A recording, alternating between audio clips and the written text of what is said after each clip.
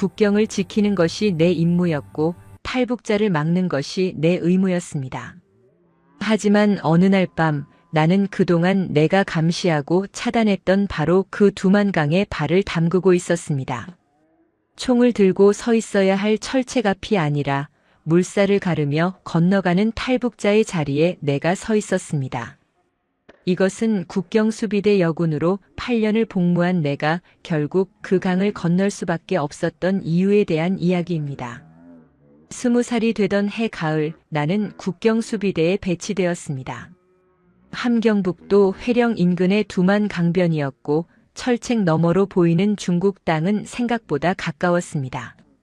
신병 교육을 받는 동안 우리가 가장 많이 들은 말은 조국의 국경을 사수하라는 것이었고 탈북자는 반역자이며 인민의 적이라는 것이었습니다. 처음 철책 앞에 섰을 때 나는 그 말을 의심하지 않았고 내 임무가 숭고하다고 믿었습니다. 초소 근무는 낮과 밤을 가리지 않았고 특히 야간에는 2시간 교대로 감시 임무가 이어졌습니다. 쌍안경으로 강변을 훑고 작은 움직임에도 즉각 보고해야 했으며 의심스러운 그림자가 보이면 조명탄을 쏘아 올려야 했습니다. 추운 겨울밤에도 초소를 지켜야 했고 영하 20도가 넘는 날씨에도 2시간 동안 꼼짝없이 서 있어야 했습니다. 손가락 끝이 얼어붙는 느낌과 발끝의 감각이 사라지는 고통은 매일 밤 반복되었지만 나는 그것이 군인의 의무라고 생각했습니다. 배치된 지 3달쯤 지났을 무렵 처음으로 탈북 시도자를 목격했습니다. 새벽 4시쯤이었고 강 건너편에서 희미한 인형이 움직이는 것이 보였습니다. 나는 즉시 상급자에게 보고했고 수색조가 출동했습니다. 1시간 뒤 그들이 끌고 온 사람은 30대 중반쯤 되어 보이는 남자였고 온몸이 젖어 있었으며 눈빛에는 공포와 절망이 가득했습니다. 그는 아무 말도 하지 않았고 그저 고개를 떨군 채 끌려갔습니다. 그날 밤 나는 잠을 이루지 못했지만 내가 제대로 임무를 수행했다는 생각에 마음 한편으로는 뿌듯함도 느꼈습니다. 하지만 그런 일이 반복되면서 무언가 이상한 감정이 싹트기 시작했습니다. 체포되는 사람들의 얼굴에서 나는 범죄자가 아니라 필사적인 사람들을 보았고 그들의 눈빛에서 증오가 아니라 두려움과 간절함을 읽었습니다. 어느 날 밤에는 임신한 여자가 잡혔고 그녀는 배를 감싸며 울부짖었습니다. 또 다른 날에는 10살쯤 되어 보이는 아이가 엄마 손을 잡고 강을 건너다 체포되었고 그 아이의 울음소리는 머릿속에서 지워지지 않았습니다. 나는 점점 혼란스러워졌지만 내 의무는 명확했고 의문을 품는 것 자체가 위험하다는 것을 알고 있었습니다. 2년이 지나고 나는 분대장이 되었습니다.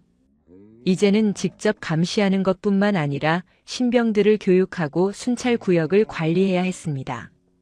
국경수비대 내부의 구조를 더 깊이 알게 되었고 철책의 취약 지점과 감시 사각지대, 교대 시간의 공백, 그리고 암암리에 진행되는 뇌물 거래까지도 눈에 들어오기 시작했습니다. 일부 간부들은 돈을 받고 눈을 감아주었고 어떤 병사들은 브로커와 내통하며 탈북을 돕고 있었습니다. 나는 그런 부패를 보고도 침묵했지만 그것이 내 안의 균열을 더 크게 만들었습니다. 22세가 되던 해 여름 나를 완전히 바꿔놓은 사건이 발생했습니다. 그날은 비가 억수같이 쏟아지는 밤이었고 시야가 거의 확보되지 않는 상황이었습니다.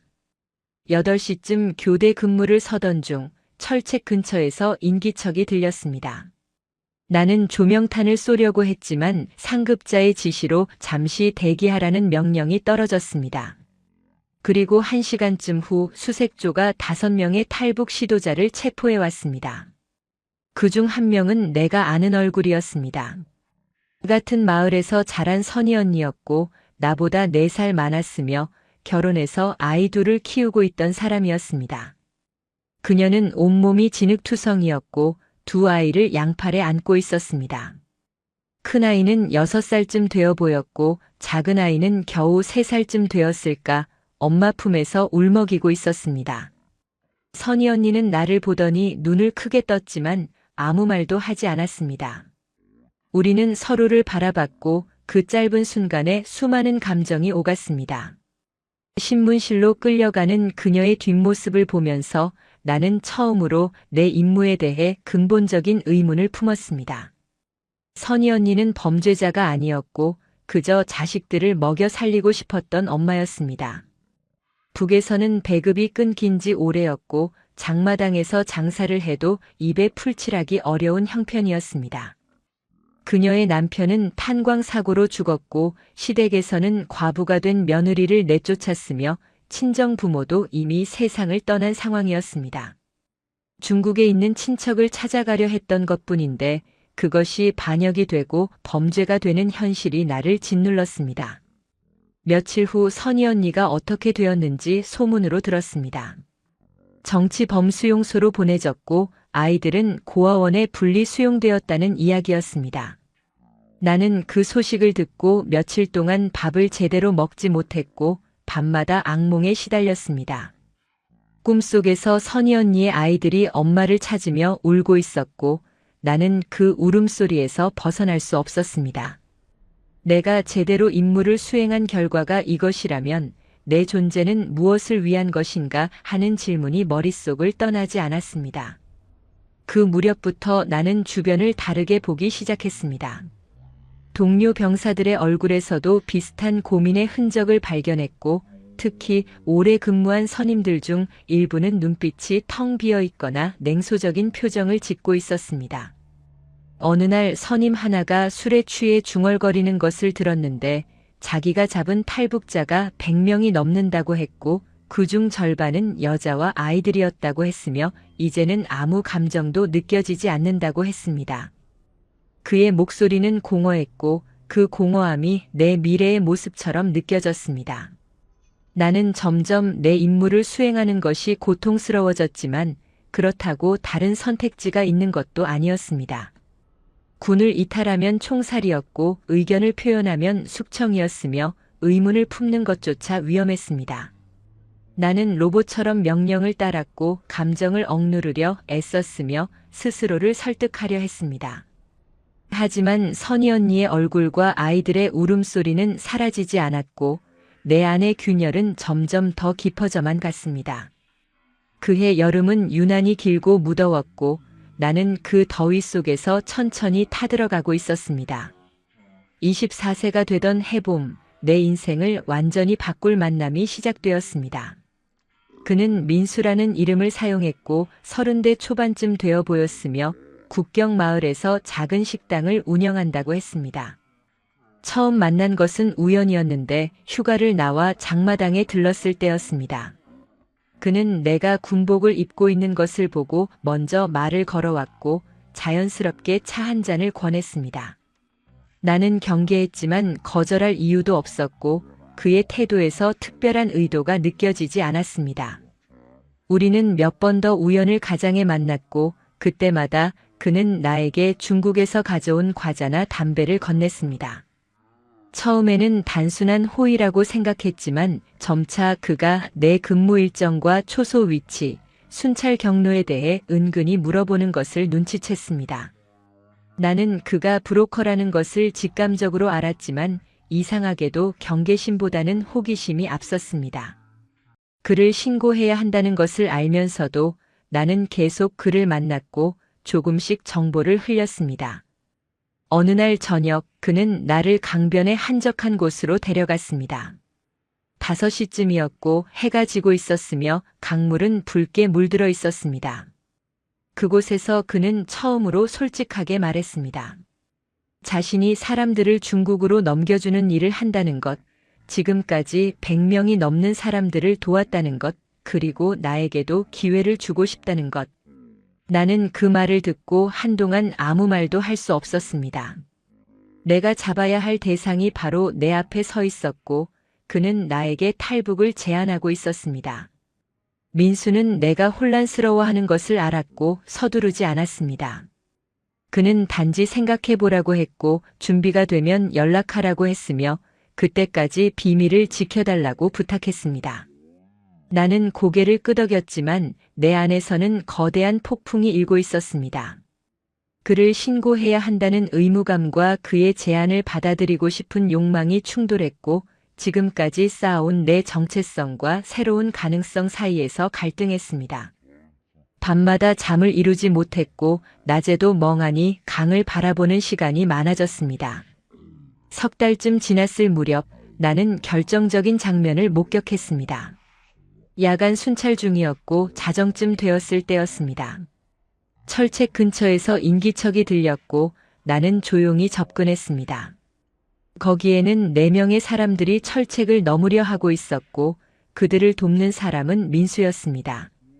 나는 총을 들고 있었고 신호탄을 쏘면 그들은 모두 체포될 상황이었습니다. 하지만 나는 방아쇠를 당기지 않았고 신호탄도 쏘지 않았으며 그저 어둠 속에서 지켜만 봤습니다. 그들이 철책을 넘어 강으로 내려가는 것을, 물속으로 들어가는 것을, 그리고 중국 쪽 강변으로 사라지는 것을 묵묵히 지켜봤습니다. 그날 밤 이후 나는 더 이상 예전의 내가 아니었습니다. 선을 넘었다는 것을 알았고 돌아갈 수 없다는 것도 알았으며 이제 선택해야 한다는 것을 깨달았습니다. 민수는 며칠 후 나를 다시 찾아왔고 내가 그날 밤 무엇을 했는지 알고 있었습니다. 그는 고맙다는 말도 칭찬하는 말도 하지 않았고 단지 준비가 되면 알려달라고만 했습니다.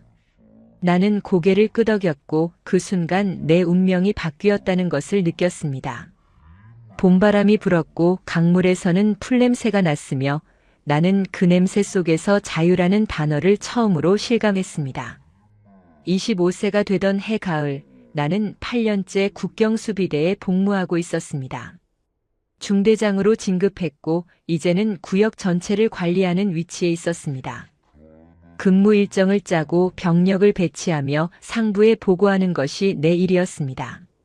아이러니하게도 내가 가진 권한이 커질수록 탈북을 결심하는 마음도 더 강해졌고 국경의 허점을 완벽하게 파악할수록 떠나야겠다는 확신도 커졌습니다. 민수와의 만남은 계속되었고 우리는 조금씩 구체적인 계획을 세우기 시작했습니다. 그는 내가 단독으로 넘어오는 것이 아니라 다른 사람들을 함께 데려올 것을 제안했습니다. 국경수비대 출신이 함께 간다면 안전도가 훨씬 높아진다는 이유였고 나는 그 제안을 받아들였습니다. 하지만 누구를 데려갈 것인가는 쉽지 않은 문제였습니다.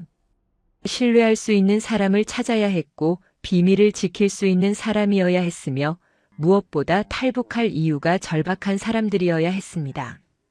나는 천천히 주변을 관찰하기 시작했습니다. 부대 내에서 가족 문제로 고통받는 사람, 배고픔에 지친 사람, 체제의 환멸을 느끼는 사람들을 찾았습니다. 먼저 접근한 사람은 은정이라는 23살 여군이었습니다. 그녀는 함경남도 출신이었고 가족이 모두 아사 직전이었으며 매일 배고픔을 호소했습니다. 나는 조심스럽게 그녀의 마음을 떠보았고 그녀 역시 탈출을 꿈꾸고 있다는 것을 알게 되었습니다.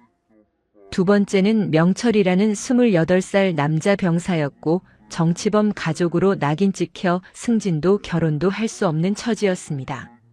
세 번째는 순자라는 32살 여군이었는데 남편이 탈북 시도 중 사살되었고 홀로 6살 딸을 키우고 있었습니다. 여름부터 가을까지 석 달에 걸쳐 나는 이 4명과 조심스럽게 대화를 나눴고 조금씩 신뢰를 쌓았으며 마침내 구체적인 제안을 했습니다. 처음에는 모두 두려워했고 믿지 못하겠다는 반응을 보였으며 함정이 아니냐는 의심도 했습니다. 하지만 나는 인내심을 갖고 설득했고 내가 가진 정보를 조금씩 공유했으며 민수와의 연결고리를 보여주었습니다. 시간이 지나면서 그들의 마음도 움직이기 시작했고 결국 함께 가기로 결정했습니다. 순자의 딸까지 포함하면 우리는 총 5명이었습니다. 계획은 치밀했습니다. 시기는 10월 마지막 주로 정했는데 그때가 교대 일정상 가장 허술한 시기였고 보름달이 지나 어두운 밤이 이어지는 때였기 때문입니다. 경로는 내가 가장 잘 아는 구간으로 정했고 강의 수위가 낮은 지점을 선택했으며 중국 쪽에서 민수의 협력자가 대기하기로 했습니다. 무기는 가져가지 않기로 했는데 총성이 나면 즉시 추격조가 출동할 것이기 때문이었습니다. 우리는 최소한의 짐만 챙기기로 했고 밤 11시에 집결하기로 약속했습니다. 출발 전날 밤 나는 마지막으로 철책을 따라 걸었습니다. 8년 동안 지켜온 이 국경을 수없이 순찰했던 이 길을, 그리고 내가 잡았던 사람들의 얼굴을 떠올렸습니다. 죄책감이 밀려왔고 동시에 해방감도 느껴졌으며 두려움과 기대가 뒤섞였습니다. 강물 소리가 들렸고 그 소리는 언제나와 같았지만 이번에는 달리 들렸습니다. 내일이면 나는 이 강을 건널 것이고 감시자가 아니라 탈북자가 될 것이며 총을 든 사람이 아니라 쫓기는 사람이 될 것이었습니다. 바람이 불었고 낙엽이 떨어졌으며 나는 그 낙엽을 보며 과거를 떠나보냈습니다. 이것이 국경수비대 여군으로서의 마지막 밤이었고 내일부터는 새로운 삶이 시작될 것이었습니다. 10월 27일 밤 11시 우리는 약속한 장소에 모였습니다. 달은 없었고 구름이 하늘을 덮고 있었으며 칠흑 같은 어둠이 모든 것을 감싸고 있었습니다. 은정이 먼저 도착했고 이어서 명철과 순자가 왔으며 순자는 딸의 손을 꼭 잡고 있었습니다. 우리는 서로를 바라봤지만 아무 말도 하지 않았고 말이 필요 없었습니다. 모두의 얼굴에는 각오와 두려움이 동시에 새겨져 있었고 떨리는 손과 굳어진 표정이 우리의 심정을 말해주고 있었습니다. 나는 마지막으로 주변을 확인했습니다. 교대 시간은 자정이었고 지금부터 1시간 동안이 가장 안전한 시간이었습니다. 초소의 병사는 내가 배치한 사람이었고 그는 우리 계획을 모르지만 술을 마시고 있을 것이었습니다. 순찰조는 30분 전에 지나갔고 다음 순찰까지는 40분이 남았습니다. 중국 쪽에서는 민수의 신호가 왔고 준비가 되었다는 뜻이었습니다. 나는 심호흡을 하고 앞으로 나아갔으며 나머지 사람들이 내 뒤를 따랐습니다. 철책까지는 200m 정도였고 우리는 최대한 낮은 자세로 이동했습니다. 풀숲을 지나갈 때마다 바스락거리는 소리가 났고 그 소리가 천둥처럼 크게 느껴졌습니다. 심장이 터질 듯 뛰었고 숨소리조차 위험하게 느껴졌으며 한 걸음 한 걸음이 영원처럼 느껴졌습니다. 순자의 딸이 작은 소리를 내자 순자가 재빨리 입을 막았고 아이는 엄마 품에 얼굴을 묻었습니다. 우리는 멈춰 서서 주변을 살폈고 아무 이상이 없자 다시 움직였습니다. 철책 앞에 도착했을 때 나는 내가 미리 잘라놓은 부분을 찾았습니다. 이틀 전 순찰 중에 몰래 철조망 한 부분을 절단해 두었고 겉으로는 멀쩡해 보이지만 힘을 주면 벌어지도록 해두었습니다. 나는 장갑을 끼고 철조망을 잡았고 천천히 옆으로 밀었습니다. 금속이 삐걱거리는 소리가 났지만 예상보다 조용했고 사람 하나가 통과할 수 있을 만큼의 틈이 생겼습니다. 나는 먼저 순자의 딸을 밀어넣었고 이어서 순자가, 은정이, 명철이 차례로 통과했습니다. 마지막으로 내가 철책을 통과할 때 옷이 철조망에 걸렸고 찢어지는 소리와 함께 팔에 날카로운 통증이 느껴졌습니다. 철책을 넘자마자 우리는 강변으로 달렸습니다. 강까지는 50m 남짓이었고 경사진 언덕을 내려가야 했습니다. 은정이 돌부리에 걸려 넘어졌지만 재빨리 일어났고 명철이 그녀를 부축했습니다. 강물 소리가 점점 가까워졌고 차갑고 축축한 강바람이 얼굴을 때렸습니다. 드디어 강변에 도착했을 때 우리는 모두 숨을 헐떡이며 물을 바라봤습니다. 두만강은 예상보다 넓어 보였고 어둠 속에서 검은 물결이 흐르고 있었으며 건너편 중국 땅은 희미하게만 보였습니다. 이제 돌아갈 수 없다는 것을 알았고 앞으로 나아가는 것만이 유일한 길이었으며 우리는 서로를 바라본 뒤 물속으로 발을 내디뎠습니다. 물은 예상보다 훨씬 차갑습니다. 발목을 감싸는 순간 뼛속까지 파고드는 냉기가 전신으로 퍼졌고 이것이 10월 말 두만강의 온도라는 것을 온몸으로 느꼈습니다. 나는 앞장서서 걸었고 한 걸음씩 나아갈 때마다 물이 점점 깊어졌습니다. 무릎까지 허벅지까지 그리고 허리까지 물이 차올랐고 강바닥에 돌이 미끄러워 중심을 잡기가 어려웠습니다. 뒤에서 순자의 딸이 작은 비명을 내질렀고 순자가 아이를 등에 업었습니다. 강의 중간쯤 왔을 때 물살이 세졌습니다. 예상하지 못한 흐름이 다리를 휘감았고 균형을 잃을 뻔했습니다. 나는 팔을 뻗어 명철의 손을 잡았고 명철은 은정의 손을, 은정은 순자의 손을 잡았습니다. 우리는 사슬처럼 연결되어 물살을 견뎌냈고 한 사람이 흔들리면 다른 사람이 잡아주었으며 서로의 체온과 힘으로 버텼습니다. 물속에서는 모든 소리가 다르게 들렸고 첨벙거리는 소리와 거친 숨소리, 그리고 강물이 흐르는 소리가 뒤섞였습니다. 갑자기 뒤에서 조명탄이 하늘로 올라갔습니다. 붉은 빛이 하늘을 가르며 떠올랐고 강 전체가 순간적으로 환하게 밝혀졌습니다. 우리는 모두 얼어붙었고 그 짧은 순간에 서로의 얼굴이 선명하게 보였습니다.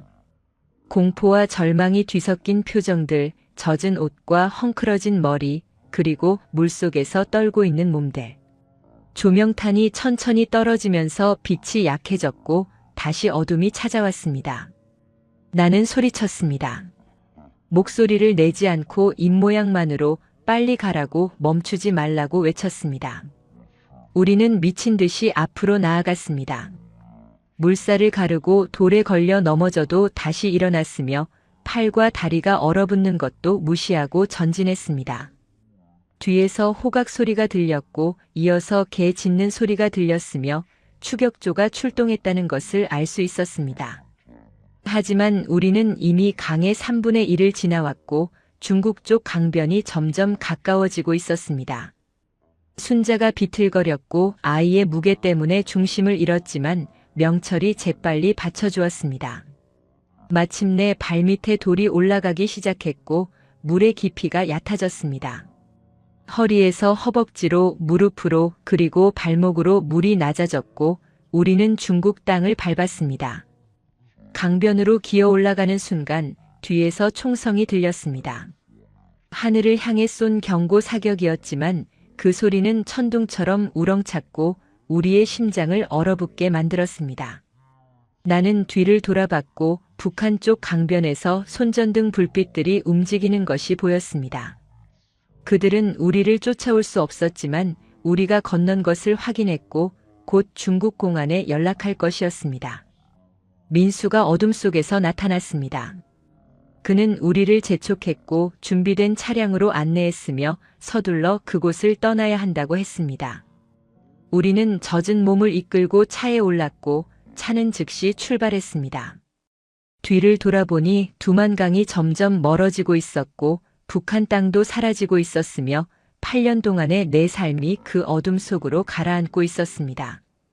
나는 떨리는 손으로 젖은 머리카락을 쓸어 넘겼고 그제야 팔의 상처에서 피가 흐르고 있다는 것을 깨달았습니다. 하지만 통증은 느껴지지 않았고 단지 살아있다는 것, 건넜다는 것, 그리고 이제 돌아갈 수 없다는 것만이 실감났습니다. 새벽 4시쯤 우리는 연길시 외곽의 한 창고에 도착했습니다. 민수는 우리를 안으로 데려갔고 마른 옷과 따뜻한 물 그리고 간단한 음식을 내주었습니다.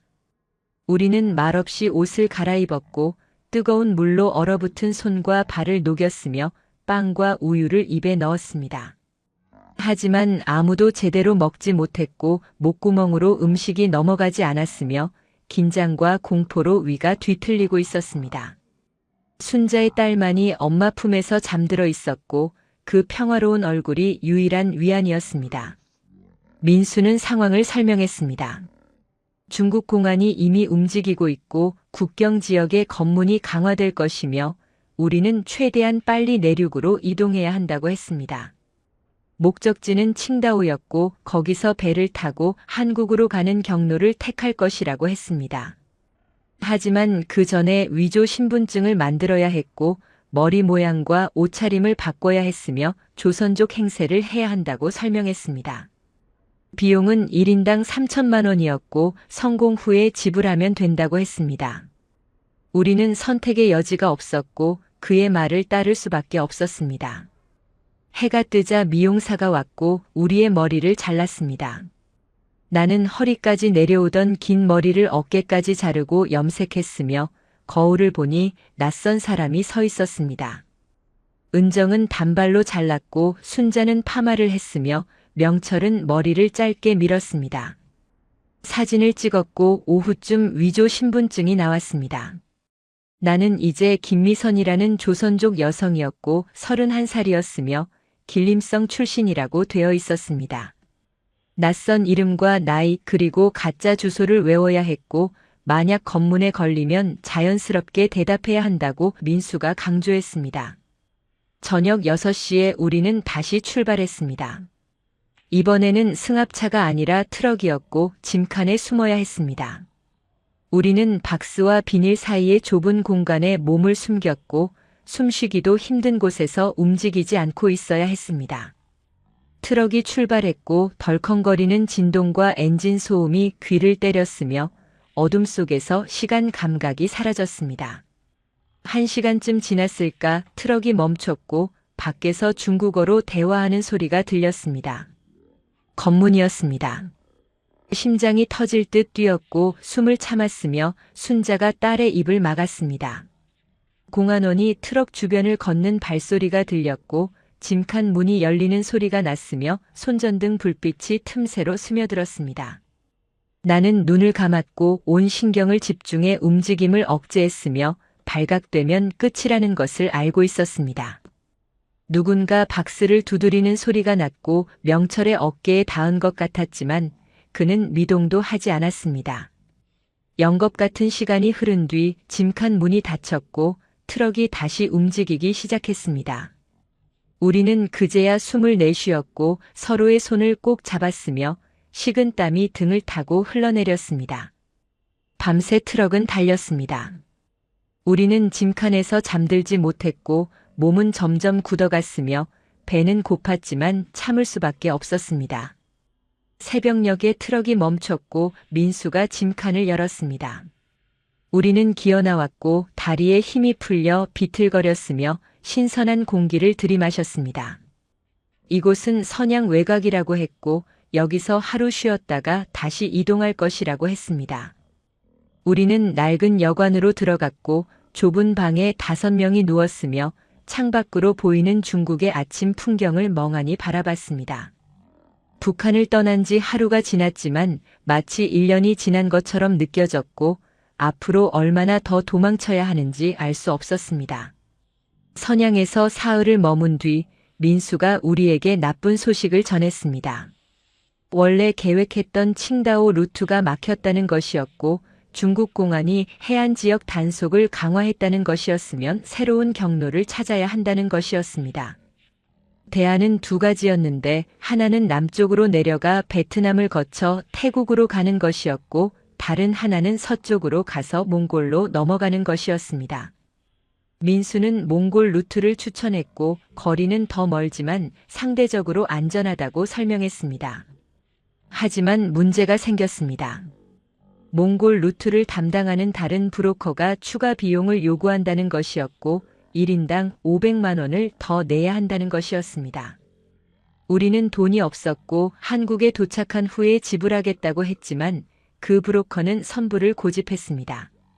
민수는 며칠간 협상을 시도했지만 결렬되었고 우리는 선양의 좁은 여관에 갇힌 채 불안한 시간을 보내야 했습니다. 밖으로 나갈 수 없었고 창문도 열 수 없었으며 하루 종일 방 안에서 기다려야 했습니다. 일주일쯤 지났을 무렵 은정이 이상한 행동을 보이기 시작했습니다. 밤에 몰래 전화를 하는 것이 들켰고 누구와 통화하느냐고 물었더니 가족에게 안부를 전한 것뿐이라고 둘러댔습니다. 하지만 나는 직감적으로 뭔가 잘못되었다는 것을 느꼈고 그녀를 주시하기 시작했습니다. 이틀 후 민수가 급히 달려왔고 우리에게 즉시 짐을 싸라고 소리쳤습니다.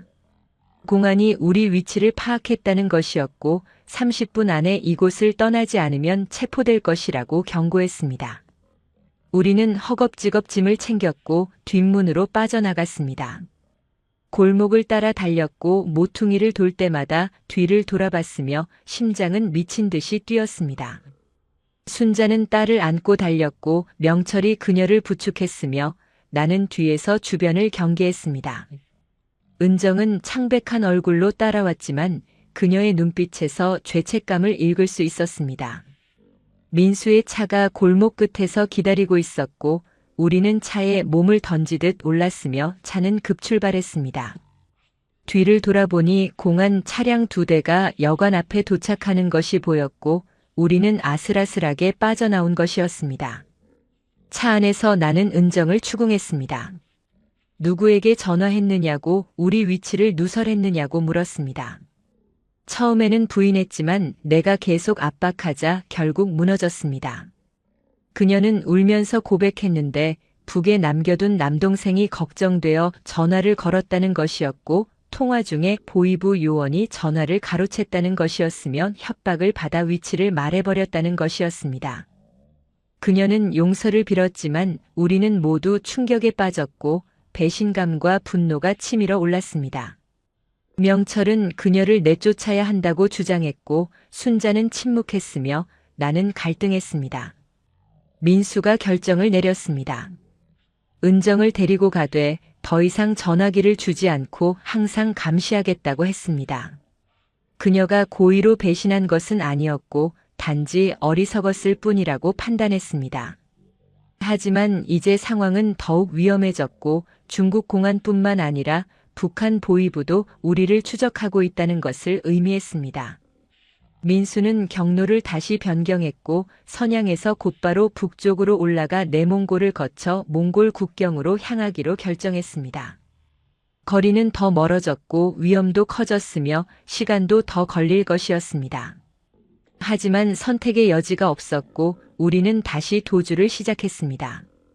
신뢰는 깨졌고 의심이 싹 텄으며 우리 사이에 균열이 드러나기 시작했지만 그럼에도 불구하고 함께 가는 것 외에 다른 방법은 없었습니다. 내몽골로 들어선 것은 10월 중순이었고 날씨는 급격히 추워지고 있었습니다. 우리는 작은 마을들을 피해 이동했고 주로 밤에만 움직였으며 낮에는 버려진 창고나 폐가에 숨어 있었습니다. 음식은 민수가 가져다 주었지만 충분하지 않았고 우리는 끼니를 거르는 날이 많았으며 몸무게가 점점 빠져갔습니다. 순자의 딸은 계속 배고프다고 울었고 순자는 자신의 몫을 아이에게 주었으며 그녀의 얼굴은 날로 수척해져 갔습니다. 어느 날 오후 우리가 숨어있던 창고 근처에 수상한 차량이 나타났습니다. 검은색 승용차 2대였고 느리게 주변을 맴돌고 있었으며 명백히 누군가를 찾고 있는 것처럼 보였습니다. 민수는 즉시 우리를 창고 안쪽 깊숙한 곳으로 이동시켰고 쌓여있는 건초 더미 뒤에 숨게 했습니다. 우리는 숨을 죽이고 기다렸고 밖에서 차 문이 열리는 소리가 들렸으며 발소리가 점점 가까워졌습니다. 창고 문이 열렸습니다.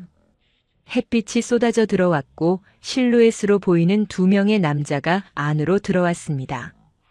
그들은 중국어로 대화했지만 억양이 어색했고 북한 사람이 중국어를 쓰는 것처럼 들렸습니다.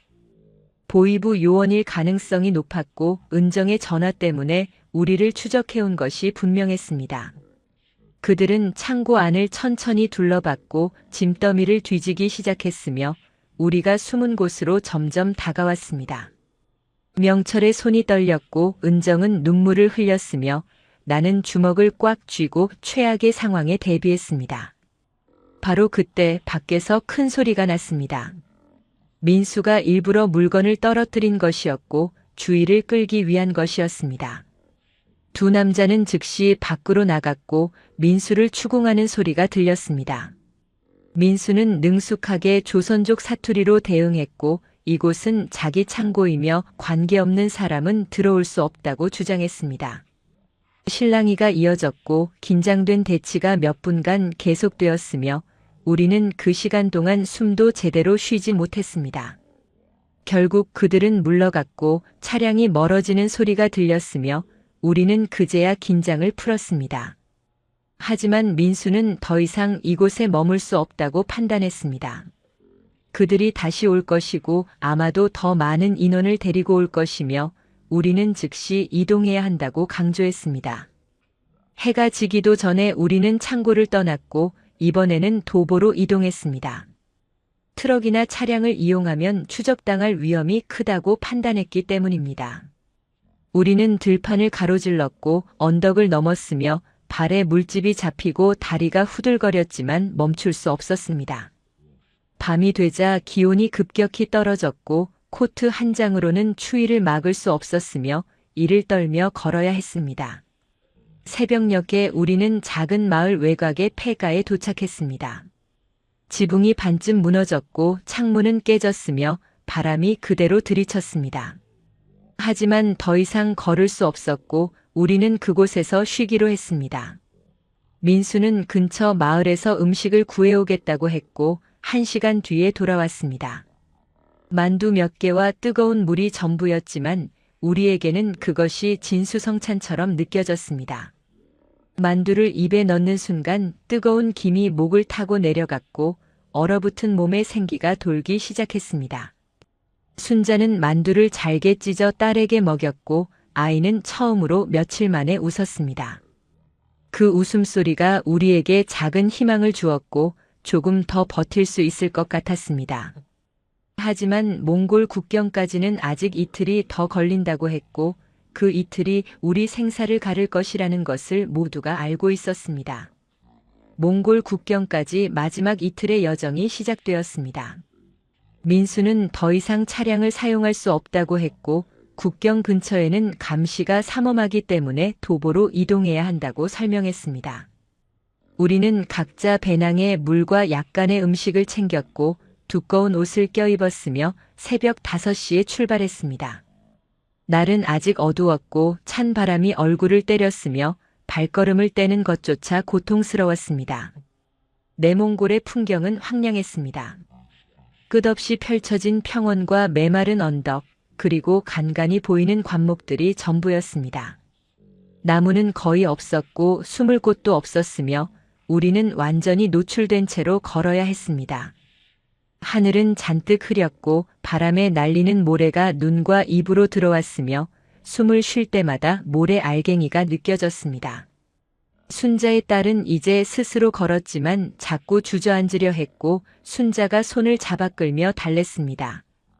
오전 10시쯤 우리는 첫 번째 위기를 맞았습니다. 저 멀리 차량 한 대가 보였고 우리 쪽으로 다가오고 있었습니다. 민수는 즉시 우리를 언덕 뒤로 숨게 했고 우리는 땅에 엎드려 숨을 죽였습니다. 차량은 천천히 지나갔고 국경 순찰대로 보였으며 우리가 숨은 곳에서 불과 50m 떨어진 곳을 지나갔습니다. 엔진 소리가 점점 멀어졌고 우리는 안도의 한숨을 내쉬었지만 이제 국경이 가깝다는 것을 실감했고 더욱 조심해야 한다는 것을 깨달았습니다. 오후 내내 걸었고 해가 지기 시작할 무렵 민수가 멈춰 섰습니다. 저 앞에 보이는 철조망이 중국과 몽골의 국경이라고 했고 우리는 오늘 밤 저 철조망을 넘을 것이라고 설명했습니다. 하지만 그 전에 어두워질 때까지 기다려야 했고 근처 바위 뒤에 숨어서 시간을 보내야 했습니다. 우리는 바위 그늘에 몸을 숨겼고 마지막 남은 빵을 나눠 먹었으며 물을 한 모금씩 마셨습니다. 입술은 갈라졌고 목은 바짝 말랐으며 몸 곳곳이 쑤시고 아팠지만 이제 거의 다 왔다는 생각이 우리를 버티게 했습니다. 해가 완전히 지고 어둠이 내렸을 때 민수가 움직이라는 신호를 보냈습니다. 우리는 조심스럽게 철조망을 향해 접근했고 100m 정도 남았을 때 멈춰 섰습니다. 민수는 주변을 살피더니 특정 지점을 가리켰는데 그곳은 철조망이 약간 느슨한 곳이었고 밑을 파면 통과할 수 있다고 했습니다. 우리는 맨손으로 땅을 파기 시작했고 돌과 흙이 손톱 밑으로 파고들었으며 손가락에서 피가 났지만 멈추지 않았습니다. 30분쯤 지나자 사람 한 명이 기어갈 수 있을 만큼의 구멍이 생겼습니다. 순자의 딸이 먼저 구멍을 통과했고 이어서 순자가, 은정이, 명철이 차례로 넘어갔습니다. 내가 마지막이었고 구멍으로 기어들어가는 순간 철조망이 등을 긁었지만 신경 쓰지 않았습니다. 몸을 빼내어 몽골 땅에 발을 디뎠을 때 뭔가 달라진 것을 느꼈습니다. 공기는 똑같았고 땅도 비슷했지만 여기는 중국이 아니었고 더 이상 도망칠 필요가 없는 곳이었습니다. 민수는 여기서 30분만 걸으면 몽골 경찰서가 있다고 했고 거기 가서 탈북자라고 밝히면 보호받을 수 있다고 설명했습니다. 우리는 마지막 힘을 짜내어 걸었고 어둠 속에서 희미한 불빛이 보이기 시작했으며 그 불빛을 향해 한 걸음 한 걸음 나아갔습니다. 북한을 떠난 지 한 달이 지났고 그 한 달은 일생처럼 길고 고통스러웠지만 이제 끝이 보이기 시작했습니다. 몽골 경찰서 문을 열고 들어섰을 때는 밤 9시가 넘어 있었습니다. 작은 건물이었고 형광등 불빛이 눈부시게 느껴졌으며 난방이 되어 있어 따뜻한 공기가 얼어붙은 얼굴을 녹였습니다. 경찰관 2명이 우리를 보고 놀란 표정을 지었고 몽골어로 뭔가 물었지만 알아들을 수 없었습니다.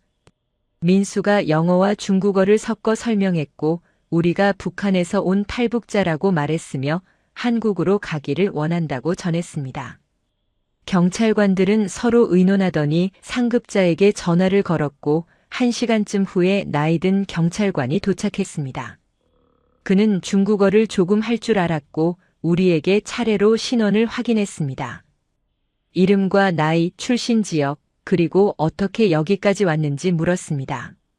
나는 최대한 간결하게 대답했고 국경수비대 출신이라는 것도 밝혔으며 우리가 정치적 망명을 원한다고 분명히 했습니다. 경찰관은 고개를 끄덕였고 걱정하지 말라는 손짓을 했으며 절차를 밟을 것이라고 알려주었습니다. 그날 밤 우리는 경찰서 안의 작은 방에서 잤습니다. 마루 바닥이었지만 담요를 깔아주었고 뜨거운 차와 빵을 제공받았습니다. 한 달 만에 처음으로 추적당할 걱정 없이 잠을 잘 수 있었고 천장을 바라보며 눈물이 흘러내렸습니다. 순자는 딸을 꼭 안고 흐느꼈고 은정은 구석에서 조용히 울었으며 명철은 벽에 기대어 깊은 한숨을 내쉬었습니다. 우리는 모두 살아남았고 가장 위험한 구간을 통과했으며 이제 한국으로 가는 절차만 남았다는 안도감이 밀려왔습니다. 다음 날 아침 한국 대사관 직원이 왔습니다. 울란바토르에서 온 젊은 남자였고 유창한 한국어로 우리를 반갑게 맞이했습니다. 그는 우리의 신원을 확인하기 위해 상세한 인터뷰를 진행했고 각자의 생애와 탈북 경위 그리고 한국행 의사를 확인했습니다. 나는 8년간의 국경수비대 생활과 선희 언니 사건, 민수와의 만남, 그리고 두만강을 건넌 과정을 모두 이야기했습니다. 그는 꼼꼼히 메모했고 국경수비대 출신이라는 사실에 특별히 관심을 보였으며 한국에 가면 귀중한 정보를 제공할 수 있을 것이라고 말했습니다. 절차는 생각보다 오래 걸렸습니다. 서류 작업에 2주일이 필요하다고 했고 그동안 우리는 몽골 정부가 제공하는 임시 숙소에 머물러야 했습니다. 울란바토르 외곽의 작은 아파트였고 2개의 방과 부엌, 화장실이 있었으며 한 달 동안 도망치며 지냈던 것에 비하면 천국 같았습니다. 침대에서 잤고 샤워를 했으며 따뜻한 밥을 먹었습니다. 거울을 보니 낯선 사람이 서 있었는데 얼굴은 수척했고 머리는 헝클어졌으며 눈가에는 피로가 가득했지만 그래도 살아있었고 자유로웠습니다. 2주일 동안 우리는 천천히 회복했습니다. 몸무게가 조금씩 돌아왔고 긴장이 풀리면서 밤에 제대로 잠을 잘 수 있게 되었으며 표정에도 생기가 돌기 시작했습니다. 순자의 딸은 처음으로 장난감을 갖게 되었고 아파트 안을 뛰어다니며 웃었습니다. 은정은 여전히 죄책감에 시달렸지만 우리는 그녀를 용서하기로 했고 함께 살아남았다는 것이 중요하다고 생각했습니다. 명철은 창밖을 바라보며 앞으로의 삶을 상상했고 나는 지난 한 달을 돌아보며 우리가 어떻게 여기까지 올 수 있었는지 생각했습니다. 북한을 떠나기로 결심한 순간 두만강을 건넌 밤 중국에서의 도주 그리고 몽골 국경을 넘은 순간들이 주마등처럼 스쳐 지나갔고 그 모든 순간이 기적처럼 느껴졌습니다. 12월 초 드디어 한국행 비행기 표가 나왔습니다. 출발은 일주일 후였고 인천공항으로 직항이었으며 비행 시간은 4시간 정도라고 했습니다. 한국 대사관 직원은 우리에게 임시 여권을 발급해 주었고 비행기 탑승 절차를 설명했으며 한국에 도착하면 하나원에서 적응 교육을 받게 될 것이라고 알려주었습니다. 우리는 모두 흥분했지만 동시에 불안했고 기대와 두려움이 뒤섞인 복잡한 감정을 느꼈습니다. 그 일주일 동안 나는 울란바토르를 조금씩 구경했습니다. 대사관 직원이 안전하다고 판단한 범위 내에서만 외출이 허용되었지만 그것만으로도 새로운 세상이었습니다. 거리에는 자동차가 많았고 사람들은 자유롭게 걸어 다녔으며 상점에는 온갖 물건이 넘쳐났습니다. 식당에 들어가 음식을 주문했고 돈을 내고 먹는다는 것이 여전히 낯설었지만 그 자유로움이 좋았습니다. 몽골 사람들은 친절했고 우리가 탈북자라는 것을 알고도 차별하지 않았으며 오히려 응원해 주었습니다. 어느 날 저녁 나는 숙소 근처 공원을 걷고 있었습니다. 눈이 내리고 있었고 하얀 눈송이가 가로등 불빛에 반짝였으며 공기는 차갑고 깨끗했습니다. 벤치에 앉아 하늘을 올려다봤고 별이 총총히 박혀 있었습니다. 북한에서도 같은 별을 봤고 국경수비대에서 근무할 때도 이 별들을 봤지만 지금 보는 별은 달리 느껴졌습니다. 자유의 하늘 아래 있는 별이었고 더 이상 감시받지 않는 곳에서 보는 별이었으며 내가 선택한 살 속에서 보는 별이었습니다. 함께 탈출한 동료들과 마지막 저녁을 함께 했습니다. 한국 음식점을 찾아 김치찌개와 불고기를 주문했고 오랜만에 한국 음식을 먹으며 눈물을 흘렸습니다. 북에서 먹던 음식과는 달랐지만 같은 언어로 된 메뉴판을 보고 같은 문화의 음식을 먹는다는 것이 위안이 되었습니다. 우리는 서로를 바라보며 지난 한 달 반을 회상했고 살아남은 것에 감사했으며 한국에서 새로운 삶을 시작하자고 다짐했습니다. 순자는 딸에게 더 나은 교육을 시키고 싶다고 했고 명철은 대학에 가고 싶다고 했으며 은정은 간호사가 되고 싶다고 했습니다. 나는 내 꿈이 무엇인지 확실히 알지 못했습니다. 8년 동안 군인이었고 명령을 따르는 것이 전부였으며 내 의지로 무언가를 선택해 본 적이 거의 없었습니다. 탈북을 결심한 것이 처음으로 내가 내린 중대한 결정이었고 이제부터는 모든 것을 스스로 선택해야 한다는 것이 부담스러웠지만 동시에 설레기도 했습니다. 한국에 가면 무엇을 할 수 있을까, 어떤 사람이 될 수 있을까, 그런 생각을 하며 밤을 지새웠습니다. 창밖으로 울란바토르의 야경이 보였고 불빛들이 반짝였으며 저 불빛 하나하나가 누군가의 삶이고 꿈이라는 것을 생각했습니다. 출발 전날 밤 나는 민수에게 마지막 인사를 했습니다. 그는 여기까지 우리를 데려왔고 목숨을 걸고 도와주었으며 우리가 살아남을 수 있었던 것은 그 덕분이었습니다. 나는 고맙다는 말을 했고 한국에 가서 꼭 돈을 갚겠다고 약속했습니다. 그는 웃으며 괜찮다고 했고 그저 잘 살라고 했으며 자유를 누리라고 말했습니다. 우리는 악수를 했고 그의 손은 거칠고 따뜻했으며 그 온기가 오래 남았습니다. 그가 떠난 후 나는 혼자 방에 앉아 지난 시간을 정리했고 내일이면 비행기를 타고 한국으로 간다는 것을 실감했으면 새로운 삶이 시작된다는 것을 받아들이려 애썼습니다. 밤은 깊었고 눈은 계속 내렸으며 나는 그 고요함 속에서 과거를 떠나보내고 미래를 준비했습니다. 생애 처음으로 비행기에 탑승한 것은 12월 열나흔날 아침 10시였습니다. 울란바토르 공항은 생각보다 작았지만 내게는 거대하고 복잡해 보였습니다. 체크인 카운터에서 여권을 제시했고 탑승권을 받았으며 보안 검색대를 통과했습니다. 모든 과정이 낯설었고 긴장되었지만 대사관 직원이 옆에서 도와주어 무사히 통과할 수 있었습니다.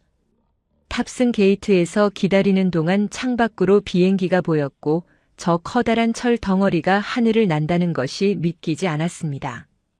비행기에 올랐을 때 좁은 통로와 빼곡한 좌석, 그리고 수많은 사람들이 압도적이었습니다. 내 좌석은 창가였고 옆에는 순자와 딸이 앉았으며 건너편에는 명철과 은정이 앉았습니다.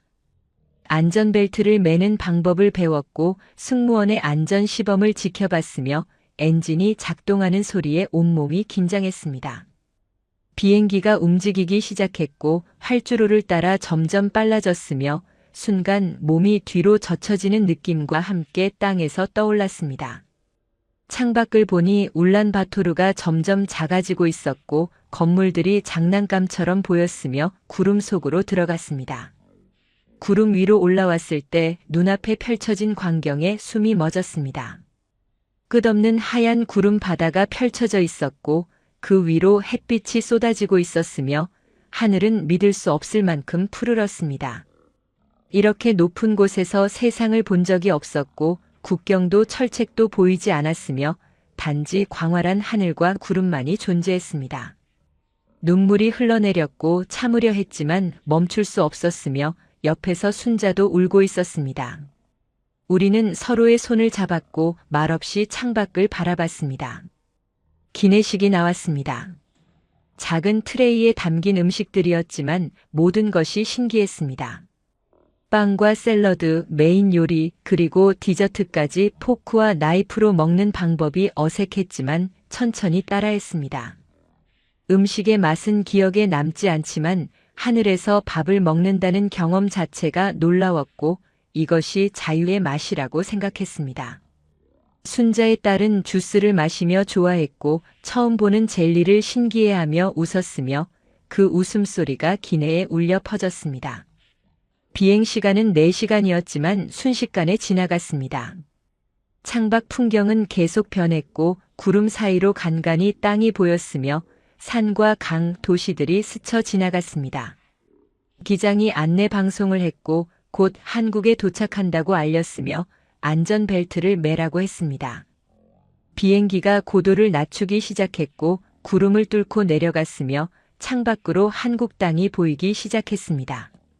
높은 건물들과 넓은 도로, 수많은 자동차와 불빛들, 그리고 바다가 보였습니다. 저것이 대한민국이구나. 내가 이제부터 살아갈 곳이구나 하는 생각에 가슴이 벅차올랐습니다. 비행기가 착륙했습니다. 바퀴가 활주로에 닿는 순간 큰 소리와 함께 몸이 앞으로 쏠렸고 비행기는 점점 속도를 줄이며 멈춰 섰습니다. 승객들이 박수를 쳤고 우리도 따라서 박수를 쳤으며 눈물이 다시 흘러내렸습니다. 북한을 떠난 지 한 달 반 두만강을 건너고 중국을 가로질렀으며 몽골 사막을 넘어 드디어 한국에 도착했습니다. 비행기 문이 열렸고 승객들이 내리기 시작했으며 우리도 천천히 일어섰습니다. 복도를 걸어 나가는 동안 다리가 떨렸고 이것이 꿈이 아닐까 하는 생각이 들었지만 발밑에 단단한 바닥과 주변 사람들의 목소리가 현실임을 일깨워 주었습니다. 비행기에서 내려 공항 건물로 들어서는 순간 한국어로 된 안내판이 보였고 한국 사람들이 걸어 다니고 있었으며 나는 드디어 자유의 땅에 발을 디뎠다는 것을 실감했습니다. 인천공항은 상상을 초월하는 곳이었습니다. 천장은 높았고 유리창을 통해 쏟아지는 햇빛이 대리석 바닥에 반사되었으며 수많은 사람들이 분주하게 오가고 있었습니다. 전광판에는 여러 나라 언어로 정보가 표시되었고 면세점에는 온갖 명품들이 진열되어 있었으며 식당에서는 다양한 음식 냄새가 풍겼습니다. 나는 그 자리에 멈춰 서서 주변을 둘러봤고 이것이 정말 같은 한반도 안의 나라인가 하는 생각이 들었습니다. 북한과는 완전히 다른 세상이었고 마치 다른 행성에 온 것 같았습니다. 통일부 직원들이 우리를 맞이했습니다. 검은색 정장을 입은 2명의 남자와 1명의 여자였고 친절한 미소로 우리를 안내했습니다. 별도의 통로를 통해 이동했고 일반 승객들과는 다른 절차를 밟았습니다. 작은 사무실로 안내되었고 거기서 간단한 신원 확인과 건강 상태 점검을 받았습니다. 의사가 와서 체온을 재고 혈압을 측정했으며 특별한 이상이 없다고 판단했습니다. 서류에 서명을 했고 임시 신분증을 발급받았으며 앞으로의 절차에 대한 설명을 들었습니다. 하나원으로 이동하기 전에 공항 내 식당에서 식사를 했습니다. 메뉴판을 보니 불고기, 비빔밥, 된장찌개 등 익숙한 이름들이 있었지만 가격표를 보고 놀랐습니다. 한 끼에 10,000원이 넘는 음식들이었고 북한에서는 상상할 수 없는 금액이었습니다. 통일부 직원이 계산을 해주었고 우리는 각자 원하는 음식을 주문했습니다. 음식이 나왔을 때 그 풍성함과 깔끔함에 또 한 번 놀랐고 첫 입을 때는 순간 눈물이 났습니다.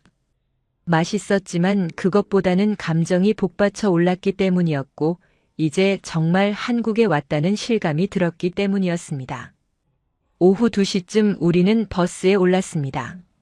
하나원까지는 1시간 반 정도 걸린다고 했고 경기도 안성에 위치해 있다고 설명해 주었습니다. 버스는 공항을 떠나 고속도로로 진입했고 창밖으로 한국의 풍경이 펼쳐졌습니다. 높은 아파트 단지들과 넓은 도로, 수많은 자동차들, 그리고 곳곳에 보이는 간판과 광고들. 모든 것이 깨끗하고 정돈되어 있었으며 사람들은 여유로워 보였습니다. 북한에서는 볼 수 없었던 풍요로움이었고 이것이 자본주의 사회의 모습이구나 하는 생각이 들었습니다. 버스 안에서 순자의 딸이 잠들었습니다. 엄마 무릎에 머리를 기대고 평화롭게 자고 있었고 그 모습을 보며 순자가 미소를 지었습니다. 우리는 조용히 창밖을 바라봤고 각자의 생각에 잠겼습니다. 명철은 스마트폰을 만지작거렸는데 공항에서 통일부가 지급해준 것이었고 사용법을 익히고 있었습니다. 은정은 여전히 불안한 표정이었지만 예전보다는 나아 보였습니다. 나는 손가락으로 창문을 따라 그림을 그렸고 입김이 서려 흐려진 유리창에 무언가를 쓰고 지우기를 반복했습니다. 하나원에 도착한 것은 오후 4시쯤이었습니다. 담장으로 둘러싸인 넓은 부지였고 여러 동의 건물이 있었으며 깨끗하게 관리된 정원이 인상적이었습니다. 정문에서 신분 확인을 받았고 안으로 들어가 행정동으로 안내되었습니다. 거기서 또 다른 직원들을 만났고 앞으로 3달 동안 이곳에서 적응 교육을 받게 될 것이라는 설명을 들었습니다. 한국 사회와 법률, 경제 시스템, 그리고 취업 준비까지 다양한 교육 과정이 준비되어 있다고 했습니다. 우리는 각자 배정된 기숙사로 이동했고 나는 4인실을 배정받았습니다. 작지만 깨끗한 방이었고 침대와 책상, 옷장이 있었으며 창밖으로 정원이 보였습니다. 짐을 풀고 침대에 앉아 깊은 한숨을 내쉬었고 긴 여정이 끝났다는 안도감과 새로운 시작에 대한 두려움이 동시에 밀려왔습니다. 북한을 떠난 지 2달 드디어 안전한 곳에 도착했고 이제부터는 진짜 새로운 삶이 시작될 것이었습니다. 하나원 기숙사의 첫날 밤은 기묘하게 조용했습니다. 3달 동안 도망치며 항상 긴장 상태였고 작은 소리에도 깨어났으며 편히 잠든 적이 없었습니다. 하지만 이곳은 달랐고 아무도 우리를 쫓아오지 않았으며 문을 잠그고 안전하게 잠들 수 있는 곳이었습니다. 침대에 누워 천장을 바라봤고 형광등 불빛이 희미하게 남아 있었으며 복도에서 들리는 발자국 소리마저 평화로웠습니다. 저녁 6시에 식당에서 저녁을 먹었습니다. 큰 식당이었고 수십 명의 탈북자들이 함께 식사를 하고 있었습니다. 남녀노소 다양한 사람들이 있었고 각자의 이야기를 가지고 있을 것이라는 생각이 들었습니다. 배식대에서 밥과 국, 반찬을 받았고 테이블에 앉아 먹기 시작했습니다. 음식은 맛있었지만 낯설었고 양념과 조리법이 북한과 달랐으며 입맛에 적응하는데 시간이 필요할 것 같았습니다. 옆 테이블에 앉은 여자가 말을 걸어왔고 언제 왔느냐고 물었으며 자기는 일주일 전에 도착했다고 소개했습니다. 식사 후 오리엔테이션이 있었습니다. 강당에 모인 신규 입소자들을 대상으로 하나원의 규칙과 일정, 그리고 교육 과정에 대한 설명이 이어졌습니다. 매일 아침 8시에 시작되는 수업들, 한국어 교육과 문화 적응 프로그램, 컴퓨터와 스마트폰 사용법, 취업 준비와 면접 기술 등 다양한 커리큘럼이 준비되어 있었습니다. 또한 심리 상담과 의료 지원도 제공된다고 했고, 필요하면 언제든지 상담사를 만날 수 있다고 알려주었습니다. 나는 모든 내용을 메모했고, 앞으로 3달 동안 최선을 다해 배우겠다고 다짐했습니다. 밤 9시에 방으로 돌아와 샤워를 했습니다. 뜨거운 물이 콸콸 쏟아졌고 비누 거품이 몸을 감쌌으며 2달간의 때와 피로가 씻겨 내려가는 것 같았습니다.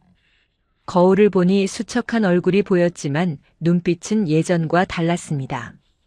국경수비대 여군의 눈빛도 아니었고 도망자의 눈빛도 아니었으며 새로운 삶을 시작하는 사람의 눈빛이었습니다. 머리를 말리고 침대에 누워 창밖을 바라봤고 별이 반짝이고 있었습니다. 북한에서도 보던 별들이었지만 지금은 자유의 별이었고 희망의 별이었습니다. 잠들기 전에 지난 2달을 돌아봤습니다. 10월 27일 밤 두만강을 건넌 순간, 중국에서의 끝없는 도주, 몽골 국경을 넘던 그 순간, 그리고 비행기를 타고 한국에 온 오늘까지 4명의 동료와 함께 시작했고 순자의 딸까지 5명 모두 살아남았으며 이제 같은 건물 안에서 각자의 방에 있을 것이었습니다.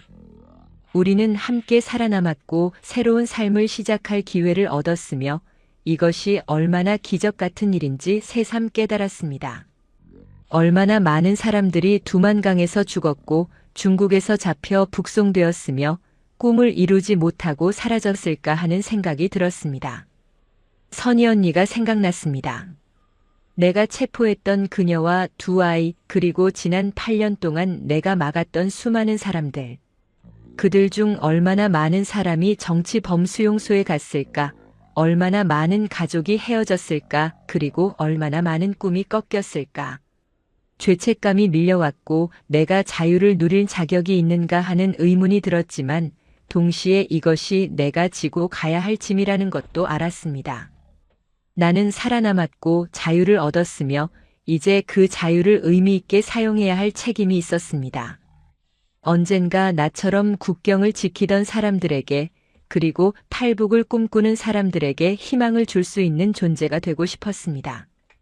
밤은 깊어갔고 눈꺼풀이 무거워졌으며 나는 처음으로 평화로운 잠에 빠져들었습니다.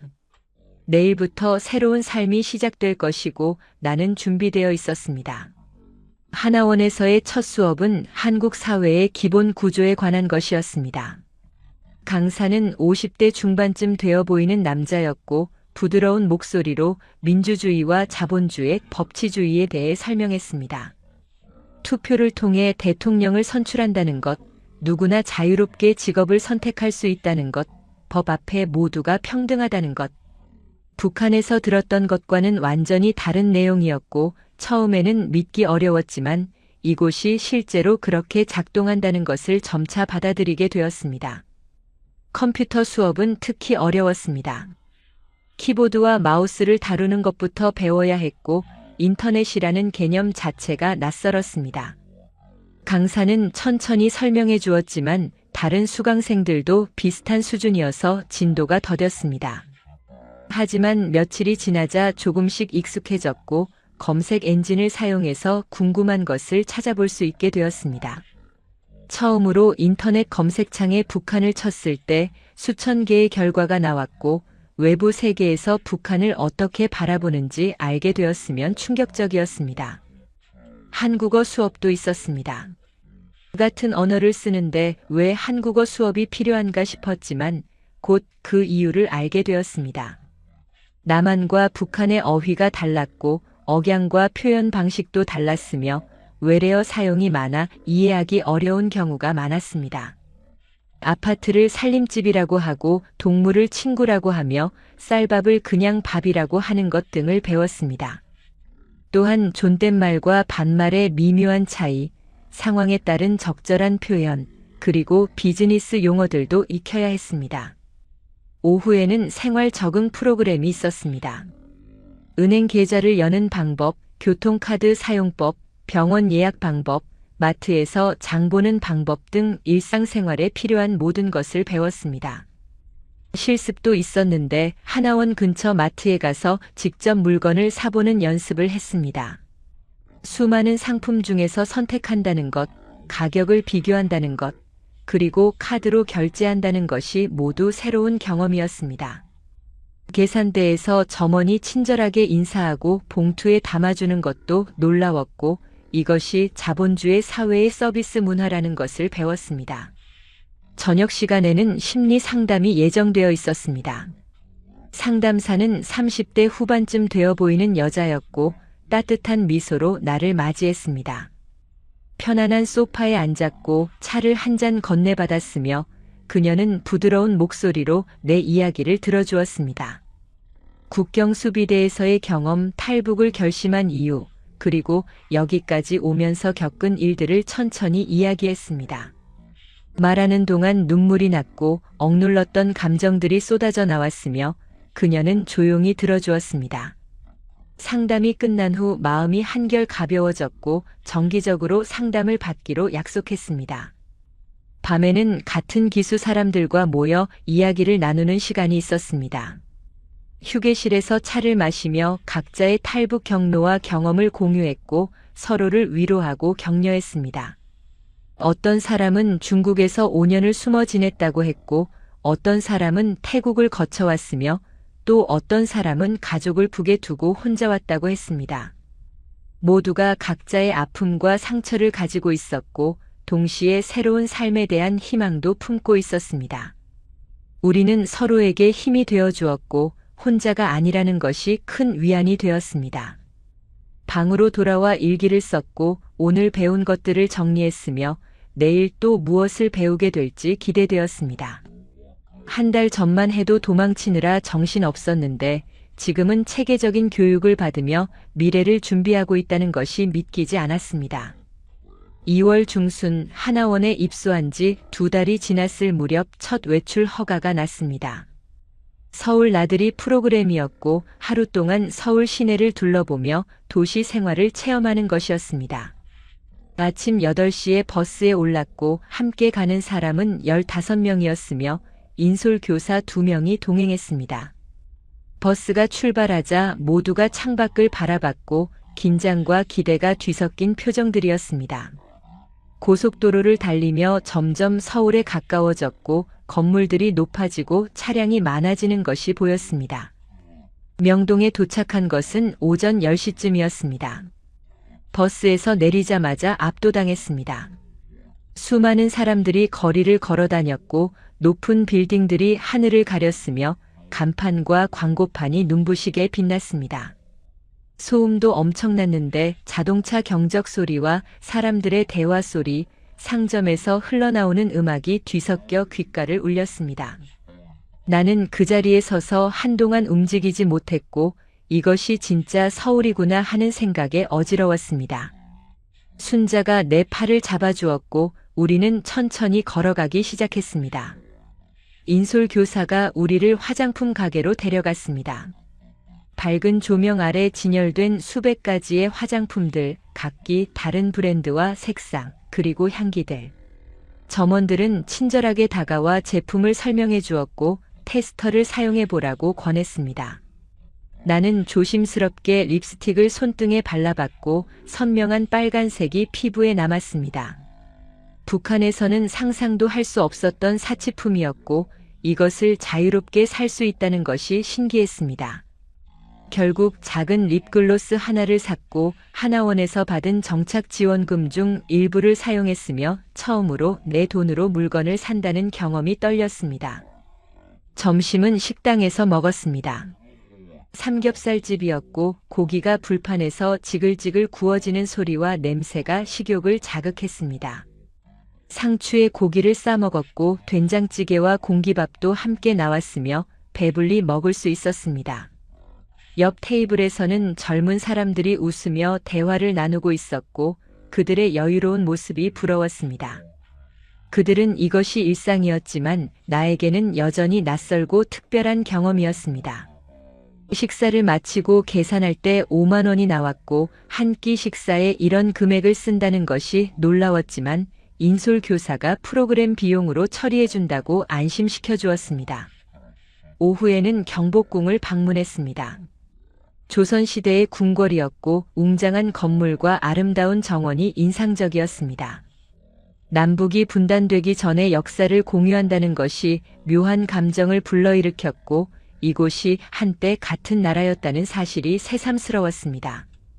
관광객들이 한복을 입고 사진을 찍고 있었고 외국인 관광객들도 많았으며 자유롭게 오가는 모습이 평화로워 보였습니다.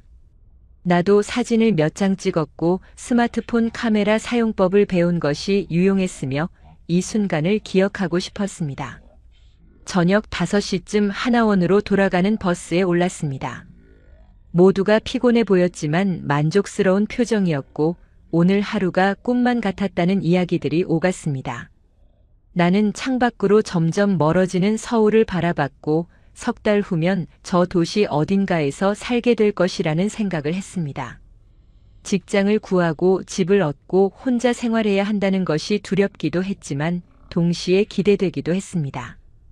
오늘 본 서울의 모습이 내 미래의 일부가 될 것이고 나도 저 거리를 자유롭게 걸어다니는 사람이 될 것이면 진짜 한국 사람으로 살아갈 것이었습니다. 버스 안에서 눈을 감았고 오늘 하루의 이미지들이 머릿속을 스쳐 지나갔으며 작은 미소가 입가에 번졌습니다. 3월에 접어들면서 하나원 교육도 막바지에 접어들었고 취업 준비가 본격화되었습니다. 진로 상담사와 1:1 면담을 했고 내가 무슨 일을 하고 싶은지 어떤 분야에 관심이 있는지 물었습니다. 나는 오랫동안 생각해봤지만 명확한 답을 내리지 못했고 8년 동안 군인이었던 사람이 민간 사회에서 무엇을 할 수 있을지 막연했습니다.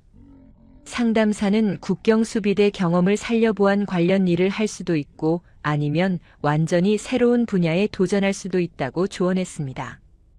이력서 작성 수업이 있었습니다. 빈 양식을 받았고 이름과 생년월일, 학력과 경력을 적어 넣어야 했습니다. 하지만 북한에서의 경력을 어떻게 표현해야 할지 난감했고 국경수비대 중대장이라고 쓰면 거부감을 줄 수도 있다는 생각이 들었습니다. 강사는 솔직하게 쓰되 긍정적으로 표현하라고 조언했고 리더십과 위기관리 능력, 책임감 등을 강조하라고 했습니다. 나는 여러 번 고쳤으며 가장 적절한 표현을 찾으려 애썼고 결국 군 복무 경험을 조직 관리와 안전 관리 역량으로 재구성했습니다. 면접 연습도 했습니다. 모의 면접실에서 강사가 면접관 역할을 했고 실제 면접처럼 질문을 던졌습니다. 자기소개를 해보라는 것부터 시작해서 장단점, 지원 동기, 그리고 북한 출신이라는 것에 대한 질문까지 다양했습니다. 처음에는 떨리고 긴장되어 제대로 대답하지 못했지만 반복 연습을 통해 점차 자신감이 생겼습니다. 가장 어려운 질문은 왜 탈북했느냐는 것이었는데 너무 길게 설명하지 말고 핵심만 간결하게 전달하라는 피드백을 받았습니다. 나는 자유를 찾아서라는 한 문장으로 정리하기로 했습니다. 컴퓨터 활용 능력도 중요했습니다. 워드 프로세서와 스프레드시트 사용법을 배웠고 기본적인 문서 작성과 데이터 입력을 연습했습니다. 처음에는 키보드를 치는 것조차 느렸지만 매일 1시간씩 연습하면서 속도가 빨라졌고 이제는 간단한 보고서 정도는 작성할 수 있게 되었습니다. 이메일 보내는 법도 배웠고 첨부 파일을 보내고 받는 연습도 했으며 직장 생활에 필요한 기본 소양을 갖추어가고 있었습니다. 취업 박람회가 열렸습니다. 하나원의 여러 기업의 인사 담당자들이 와서 채용 설명회를 했고 우리는 부스를 돌아다니며 정보를 수집했습니다. 제조업, 서비스업, 유통업 등 다양한 분야의 회사들이 있었고 탈북자 우대 채용을 하는 곳도 있었습니다. 나는 보안 회사 부스에서 관심을 보였고 담당자와 이야기를 나눴습니다. 그는 군 경력이 있는 사람을 선호한다고 했고 훈련을 거쳐 경비원이나 보안 요원으로 일할 수 있다고 설명했으면 급여와 근무 조건도 괜찮아 보였습니다. 명함을 받았고 수료 후 연락하기로 약속했습니다. 저녁에는 동기들과 모여 취업에 대한 이야기를 나눴습니다. 순자는 식당 주방 보조 일을 알아보고 있었고 명철은 공장에서 일하고 싶다고 했으며 은정은 간호조무사 자격증을 따고 싶다고 했습니다. 모두가 각자의 계획을 가지고 있었고 하나원을 수료하면 뿔뿔이 흩어질 것이었지만 연락을 유지하기로 약속했습니다. 우리는 함께 두만강을 건넜고 중국을 가로질렀으며 몽골을 넘어 여기까지 왔습니다. 그 인연이 끊어지지 않기를 바랐고 서로의 성공을 응원하며 건배했습니다. 방으로 돌아와 거울을 받고 3달 전에 내가 아닌 새로운 사람이 서 있었습니다. 더 이상 군인도 아니고 탈북자도 아니며 곧 한국 사회의 일원이 될 사람이었습니다. 수료식까지 일주일 남았고 그 일주일 후면 완전히 새로운 삶이 시작될 것이었습니다. 3월 마지막 주 금요일 하나원 수료식이 열렸습니다. 강당에 모인 100여 명의 수료생들과 교직원들, 그리고 몇몇 초청 손님들이 자리를 채웠습니다. 모두가 단정한 옷차림이었고 긴장되면서도 설레는 표정들이었습니다. 나는 검은색 바지에 흰색 블라우스를 입었고 처음으로 화장을 했으며 거울을 보며 스스로도 낯설게 느껴졌습니다. 3달 전 이곳에 처음 왔을 때와는 완전히 다른 모습이었고 외모뿐만 아니라 내면도 많이 변했다는 것을 느꼈습니다. 원장의 축사가 있었습니다.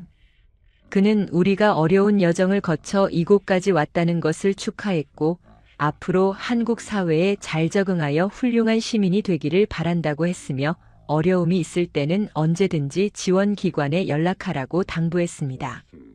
그의 말에 고개를 끄덕였고 지난 3달 동안 배운 것들이 머릿속을 스쳐 지나갔습니다. 한국 사회의 시스템, 직업훈련, 문화 적응, 그리고 무엇보다 자신감을 얻었다는 것이 가장 큰 수확이었습니다. 수료증을 받는 순서가 되었습니다. 이름이 호명되어 단상으로 올라갔고 원장으로부터 수료증을 받았으며 악수를 나눴습니다. 그의 손은 따뜻했고 격려의 눈빛이었습니다. 수료증을 들고 자리로 돌아오는 동안 박수 소리가 들렸고 동기들의 환한 미소가 보였으며 가슴이 벅차올랐습니다. 이것은 끝이자 동시에 시작이었고 북한을 떠나 여기까지 온 여정의 하나의 이정표였으며 앞으로 펼쳐질 새로운 삶으로 가는 관문이었습니다. 식이 끝난 후 동기들과 마지막 시간을 보냈습니다. 기숙사 방을 정리하고 짐을 챙겼으며 서로의 연락처를 확인했습니다. 순자는 서울 구로구에 있는 작은 원룸을 얻었다고 했고 명철은 안산의 공장 기숙사에 들어간다고 했으며 은정은 간호조무사 학원에 등록했다고 알려주었습니다. 우리는 꼭 연락하며 지내자고 약속했고 한 달에 한 번은 모이자고 다짐했으며 서로를 꼭 안아주었습니다.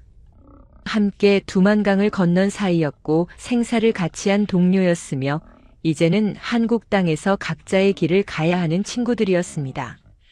오후 3시에 하나원을 나섰습니다.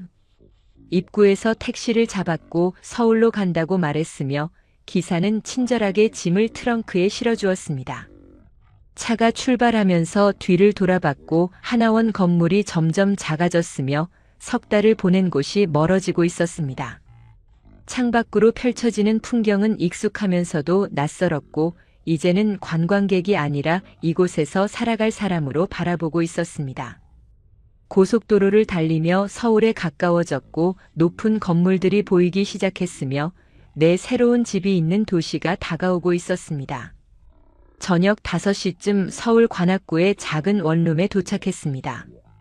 통일부에서 제공하는 임대주택이었고 20평 남짓한 작은 공간이었지만 내 인생에서 처음으로 온전히 내 것인 공간이었습니다. 짐을 풀고 방 안을 둘러봤는데 침대와 책상, 작은 부엌과 화장실이 있었고 창밖으로 서울의 야경이 보였습니다. 바닥에 앉아 무릎을 끌어안았고 지난 6개월을 돌아봤습니다. 북한을 떠나 두만강을 건넌 것이 10월이었고 지금은 3월이었으며 그 사이에 중국과 몽골을 거쳐 한국에 왔고 하나원에서 3달을 보냈으며 이제 완전히 독립된 삶을 시작하게 되었습니다. 눈물이 흘렀지만 슬픔이 아니라 안도와 감사의 눈물이었고, 살아남았다는 것, 자유를 얻었다는 것, 그리고 새로운 기회를 잡았다는 것에 대한 감격이었습니다. 밤이 깊어갔고 서울의 불빛들이 반짝였으며 나는 내일부터 시작될 진짜 삶을 준비하며 잠들었습니다. 2012년 현재 나는 서울에서 살고 있습니다. 하나원을 수료한 지 석 달이 지났고 보안회사에 취직해서 사무실에서 일하고 있습니다. 처음에는 경비원으로 시작했지만 군 경력과 성실함을 인정받아 관리 업무로 옮겼고 지금은 안전관리팀에서 일정을 짜고 인력을 배치하는 일을 하고 있습니다. 급여는 넉넉하지 않지만 생활하기에 충분하고 매달 조금씩 저축도 하고 있으며 경제적으로 독립했다는 것이 뿌듯합니다. 한국 생활에 적응하는 것은 쉽지 않았습니다. 문화적 차이와 언어의 미묘한 뉘앙스, 그리고 빠르게 변하는 사회 분위기에 따라가기 어려울 때가 많았습니다. 직장 동료들은 대체로 친절했지만 내가 탈북자라는 것을 알고 나서 미묘하게 거리를 두는 사람도 있었고 북한에 대한 편견 어린 질문을 받을 때도 있었습니다. 하지만 시간이 지나면서 점차 받아들여졌고 이제는 평범한 직장 동료로 대해주는 사람들이 많아졌으면 친하게 지내는 동료도 생겼습니다. 주말에는 하나원 동기들과 만납니다. 순자는 식당에서 일하고 있고 딸은 초등학교에 입학해서 잘 적응하고 있으며 밝게 자라고 있다고 합니다. 명철은 공장에서 기술을 배우고 있고 야간 대학에 진학할 계획을 세우고 있으며 꿈을 향해 나아가고 있습니다. 은정은 간호조무사 자격증을 땄고 병원에 취직했으며 환자들을 돌보는 일에 보람을 느낀다고 말합니다. 우리는 함께 식사를 하고 서로의 근황을 나누며 어려운 일이 있으면 도와주고 기쁜 일이 있으면 함께 축하합니다. 북에 두고 온 가족이 그립습니다. 부모님은 살아계신지 동생은 어떻게 지내는지 알 수 없고 연락할 방법도 없으며 그리움만 쌓여갑니다. 밤에 혼자 있을 때면 죄책감이 밀려오고 내가 떠났기 때문에 가족들이 처벌받지 않았을까 걱정되며 미안한 마음이 듭니다. 하지만 동시에 내가 여기서 잘 살아야 한다는 책임감도 느끼고 언젠가 통일이 되면 가족을 만날 수 있을 것이라는 희망을 품고 있으며 그날을 위해 준비하고 있습니다. 요즘은 탈북자 지원단체에서 봉사활동을 하고 있습니다. 새로 입국한 탈북자들에게 정착 과정을 안내하고 내 경험을 공유하며 조언을 해주는 일입니다. 그들의 불안한 눈빛을 보면 1년 전에 내가 떠오르고 같은 길을 걸어온 사람으로서 도와주고 싶은 마음이 듭니다. 국경수비대 출신이라는 내 과거가 때로는 부담이지만 그 경험이 누군가에게 도움이 될 수 있다면 의미가 있다고 생각하면 과거를 부정하지 않고 받아들이려 노력하고 있습니다. 오늘 저녁 나는 한강공원을 걷고 있습니다. 강물이 흐르고 다리에 불이 켜지고 사람들이 자전거를 타고 지나가며 연인들이 손을 잡고 산책하고 있습니다. 평화로운 풍경이고 자유로운 모습이며 내가 꿈꿔온 세상입니다. 1년 전 두만강을 건널 때는 이런 날이 올 것이라고 상상하지 못했고 살아남을 수 있을지도 확신하지 못했으면 단지 자유를 향해 달려왔을 뿐이었습니다.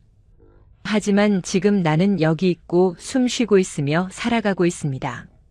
앞으로의 삶이 쉬울 것이라고 생각하지 않습니다. 여전히 적응해야 할 것들이 많고 극복해야 할 편견도 있으며 북에 두고 온 가족에 대한 그리움과 죄책감도 평생 안고 가야 할 것입니다. 하지만 나는 선택했고 그 선택의 결과를 받아들였으며 최선을 다해 살아가고 있습니다. 국경을 지키던 병사에서 국경을 넘은 탈북자가 되었고 이제는 한국 사회의 일원으로 살아가고 있습니다. 이것이 내 이야기이고 아직 끝나지 않은 이야기이며 계속 써내려갈 이야기입니다. 강물을 바라보며 깊은 숨을 들이마시고 하늘을 올려다보며 별을 찾습니다. 자유의 별들이 반짝이고 희망의 바람이 불며 내일을 향해 한 걸음 더 나아갑니다. 탈북자를 막던 국경병이었던 내가 결국 강을 건넜고 지금은 새로운 삶을 살고 있습니다. 이것이 내 선택이었고 내 용기였으며 내 자유입니다. 저는 살아남았습니다. 북한 국경수비대 중대장으로 8년을 복무했고 수많은 탈북자들을 막았으며 체제를 지키는 것이 제 의무라고 믿었습니다. 하지만 어느 순간 깨달았습니다. 제가 맡고 있던 것은 범죄자가 아니라 자유를 찾는 사람들이었다는 것을, 그리고 저 역시 그 자유가 필요하다는 것을 말입니다. 두만강을 건너는 순간 제가 감시하던 바로 그 강물에 발을 담그는 순간의 아이러니를 잊을 수 없습니다.